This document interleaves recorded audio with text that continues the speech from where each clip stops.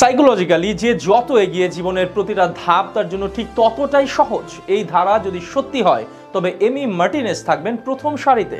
মানুষের সাইকোলজি জানা কিংবা উপলব্ধি করার ব্যাপারটা তার চেয়ে ভালো আর কেই বা পারে। আর সে কারণেই তো পেনাল্টি শুট আউটে কেউ পারে না তাকে থামাতে। তিনি বারবার প্রমাণ করেন তিনিই বিশ্বসেরা।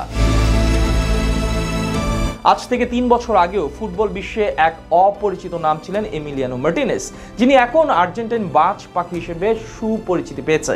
প্রায় ৭ বছর আগে আর্সেনালে থাকা সময়ে ফেসবুকে একটি পোস্টে ক্যাপশন দিয়ে লিখেছেন, মাই টাইম উইল কাম, অর্থাৎ আমার সময় আসবে। সেই সময় কখনোই একাদশের জায়গা হতো না তার। আত্মবিশ্বাস তো সবারই থাকে, এক সময় ভালো সময়ের আশায় কেই বা না থাকে। তবে এমির যাত্রাটা যে এতটা দুর্দান্ত হবে সেটা কি কেউ ভেবেছিল, না কেউ কল্পনা করেছিল? ৭ বছর আগে যিনি স্বপ্ন বুনেছিলেন নিজের সময়ের আগমনের, আজ তিনি প্রতিপক্ষের জন্য বড় এক ত্রাস।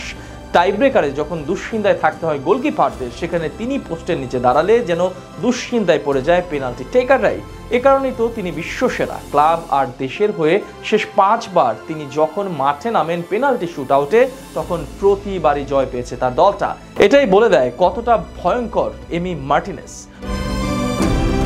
আর্জেন্টিনা দলটা বরাবরই ছিল অসাধারণ, শুধু একজন এমির অভাবেই যে শিরোপা আসেনি তাদের। আর এই কথার বড় প্রমাণ করেছেন তিনি নিজেই।